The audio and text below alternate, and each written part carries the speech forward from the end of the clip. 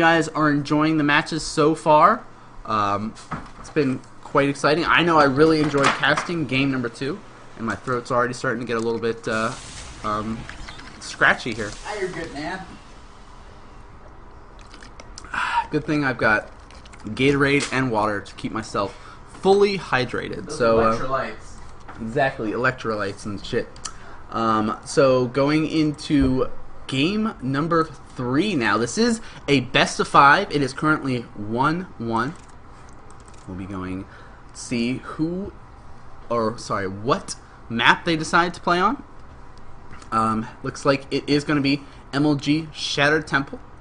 And while we get that loaded up and ready to go, getting things going. Let me take this time though, since it is now tied up 1-1. I just want to get a chance for you guys to take a look at things. Let's move this overlay out of the way.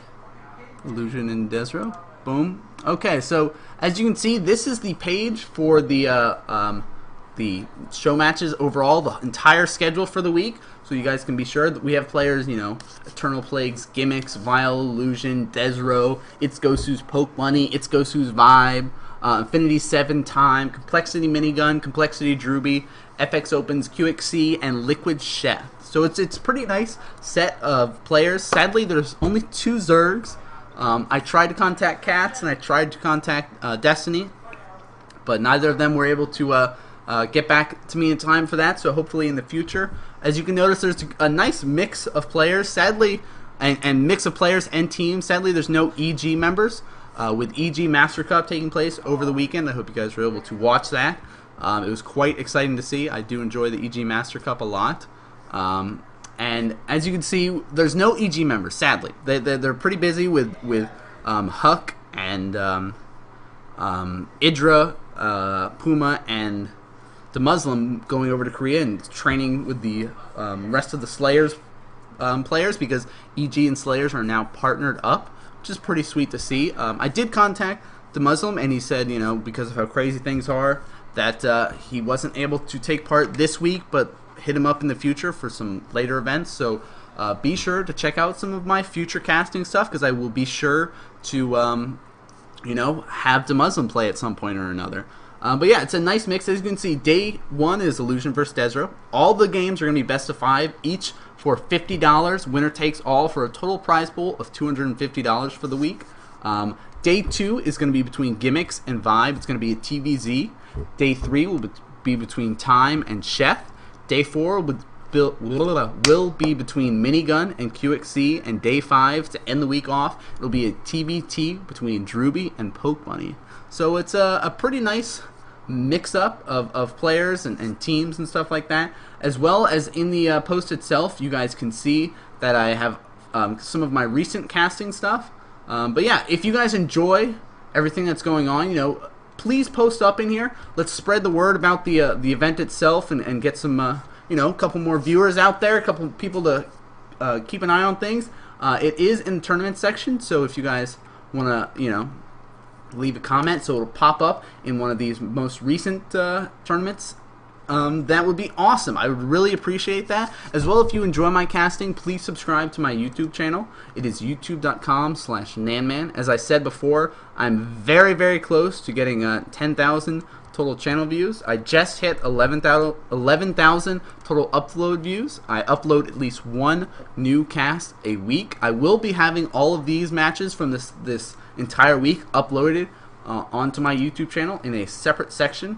As well, as you can see, I've got uploads 99, 40 different StarCraft 2 casts, you know, a couple land footage in here, so lots of different mix of videos. As well as my Justin TV channel, you know, be sure to follow me on there. And like I said before, I wanted to take the time and promote the DC LAN. There is a DC LAN happening this Saturday, so anybody in the DC area, be sure to check it out. You can go to, you know, the meetup.com/sc2-dc/events, all that good stuff. You should be able to find more information about it. There's quite a few people that are attending already. I know Doc Fletch, another member of LXG, is going to be attending. Sadly, Z and I will not be attending this coming weekend, but we hope to attend some future events. But yeah, so check that out as well. But we'll be getting ready to go into game number 3. I just wanted to show you guys all of this stuff. So I hope you guys are ready for game number 3. I hope you guys are enjoying the matches overall.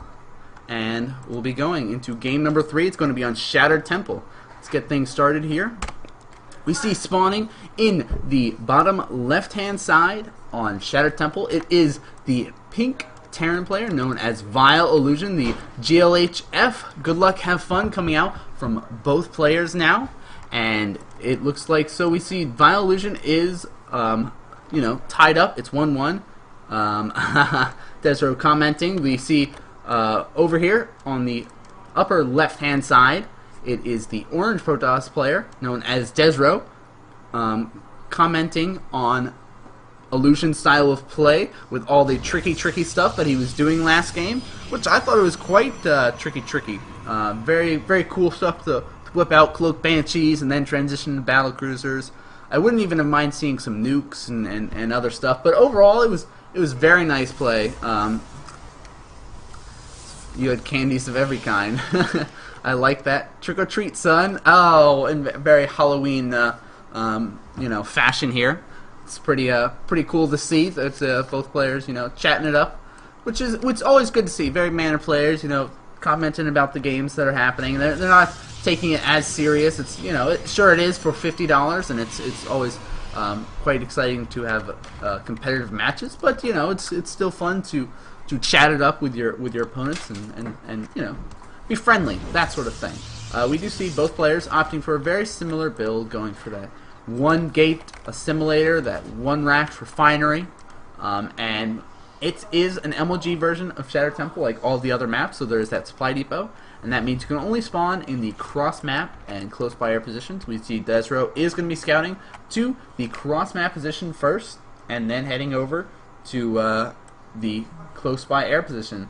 And it looks like I was blowing up on Twitter because DesRow was just tweeting about the event, letting people know that he is in the middle of a matchup. Sadly, DesRow just missed the end of Game 2, which was excitingly epic. I'm very excited to see how game number 3 goes. We do see the probe does make his way over here. Sees, okay, going for that little wall off again. I'm not even going to attempt to hang around here and get killed off by that Marine. Marine does pop out, and we see that orbital command is about halfway done. Over on DesRow's side, we do see VileIllusion does scout everything that his opponent is doing, going for that double assimilator trick here, and he's got to keep an eye on things. Ooh, scooting around the backside, so he might actually even try to throw down some proxy craziness, or just go for a later scout. The Zealot is going to be coming out. Keep an eye on things. Nice little bob and weave action here. Warp gate technology on the way, and ooh, the probe. Oh no, did he see him? I don't know if he saw him or not. He did go over here. He wasn't on the attack move, so when he did see him, or when the probe went past him, he didn't start attacking. But that SCV is this is a really awesome hiding spot. I didn't realize that you could really hide that far back there and like literally behind that tree. So as of right now, it looks like DesRow is going for a 1 gate robo. So very different from the last 2 games where he would go for that 1 gate expand. But that's okay because it is not very. I mean, you can go for it on Shattered Temple, but I mean this is quite wide open, and if his opponent, you know, rushes for something crazy, and as DesRow has noticed, that his opponent has been going for tricky play and very aggressive play, and oh my, look at this. We do see the factory has floated his way over here, and the Hellions have started to be produced now. Hellion number 1 is on the way. There is a Stalker here, so he can try to move his way over here to deal with this. Second gate is going to be finishing up about the same time as Warp Gate. There's the Observer going to be flying past, and he's going to get over here, and he's going to see there is no factory, so we'll see. The probe does scoot back here, keep an eye on things, and goes, okay, you don't have an expansion yet. Here comes the Observer getting in here, sees that Cloak Banshee is on the way. Or Raven, but as you can see that the Tech Lab is upgrading something. The automatic assumption in this situation is, okay, you've got double gas, got the Tech Lab upgrading something, you are most likely going to be going for Cloak Banshees. And oh no, the Hellions are spotted by these 3 Stalkers. He tries to run in there, and looks like the Hellion is not going to be able to do too much damage. He is trying to torch at least one. Nice. Force field going down, trying to trap that in, and oh, he goes right past. A little bit waste of energy, but that's okay. He actually is able to scout the entire base, and now he's just going to kind of run around here because he is much faster than the Stalkers, and oh, catches himself off guard, trying to do a little bit more damage to those probes. So that was very nice play out of DesRow, being able to spot that, and oh, SCV is taken out. So now that he knows that the Cloak Banshee is on the way, he does have an observer position in his mirror line, as well as 3 Stalkers. We see, whoa, 3 more gates being added on. 5 gates and a robo. There's the expansion just finishing up, and the observer is going to be keeping an eye on things. We do see a Raven follow up, as well as 2 barracks. So pretty cool play. Still no Tech Lab going to be added on to any of these barracks yet, so he's not going to be going for that stim timing, so we might see him opt for a command center relatively soon. There is the siege tanks and siege mode on the way now, and whoop, taking a little bit of damage to this Banshee. I guess he realized with those Stalkers there, and wow, all of them on patrol, keeping an eye on things, that he's not going to be able to do too much damage at all. But it looks like he's going to try to follow this up with a 1-1-1. We see the Banshees mix in. There's 2 Cloak Banshees. We see the Raven on the way. Siege tank with siege mode. There's a 4th barracks being added on. We'll probably see Stim come down relatively soon. And now, see, 1-1-1 has so much variation, and that's why a lot of Protoss players have so much trouble with it. Sure, he's got the observers, and he knows pretty much what he's going to be facing. But, I mean, the variation is, okay, do they have a Raven? No. Do they have, in this sense, yes. Okay, cloak or no cloak? He does have cloak. Okay, is he going to pull SCVs or not? We're going to have to wait and see. And he does a nice job taking out that observer. We do see that the couple of mortals are being produced. DesRow is at 5 gates, so he can produce a lot of units, and he's got to be... Now this is the tough situation. He's got to be careful about where he engages, because if he engages where these siege tanks are sieged up, he's going to be in a lot of trouble. But if he can catch him off guard and get these tanks where they're not sieged up, and siege mode's not finished yet, he should actually be... Ooh, he's got to be very careful. There is almost enough energy for the point defense drone. Looks like he's just going to be using it for detection and auto turrets right now. And ooh, cloak goes down, and he is forced to pull back. There's an auto turret going down. Marines are going to be trying to move up, and 1 Banshee does get sniped. And looks like a couple SCVs have been pulled, not for really buffering, but for repairing. I would like to see him use this Banshee to even try to harass right now. And, ooh, he is trying to take out some Stalkers with a Banshee. Not the best use, and the auto turret's just kind of hanging out. See a couple more units being rallied in now. But the longer this goes on, the more it's going to be favoring DesRow, as we can see with this income here. And, ooh, nice. Being active with the Banshee, taking out, and oh, looks like he's going to be moving in.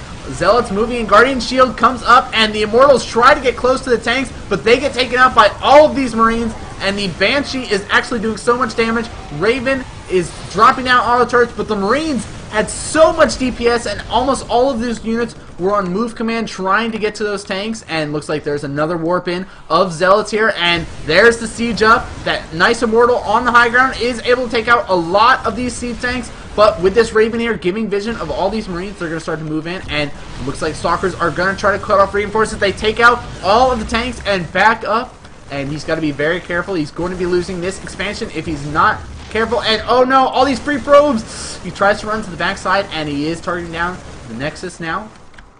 And looks like Illusion is kind of split off, but a lot of these Marines here are with Combat Shield. Stim has just started, and Guardian Shield goes up. He is able to take out a lot of these Marines, but here comes the Cloak Banshee from the back. There is no Observer, and oh, he's going to be in a lot of trouble. There's no sentries here to block off this ramp, and auto turret does go down again. We do see the Stalkers trying to move back. DesRow has fallen to 54 supply compared to the 76 of his opponent, and that Cloak Banshee is about to run out of energy now. He is trying to target down these sentries, and he is able to get 1 sentry, and Cloak does diminish now. He is able to snipe this. He's got to be very careful with this Immortal, though. Ooh. And the gateways are starting to be targeted down. He is trying to chrono boost him out to try to get as many units as possible. With these siege tanks on the low ground here, he's going to be in a lot of trouble, because if he gets anywhere within this line, his units are going to start getting shelled on. And he's trying to find a good engagement point. Guardian Shield goes up now. He has to engage. He moves in here, and these Marines are taking a lot of damage, but the Immortals aren't able to do as much damage as they need to, and it looks like probes are being pulled. Here come 3 more Zealots being warped in, and GG! VileIllusion with the 1-1-1. As you can see, it was a slight variation from some of the other 1-1-1s that we might see, from, for example, from Puma. But still, the 1-1-1 is so powerful. Like, it's very, very tough as a Pro DOS player to deal with because of how much variation they can have and just the engagements. Like when he caught these Terran players over here, he saw him, and I mean that probably was what I would have guessed would be the best time to engage, but.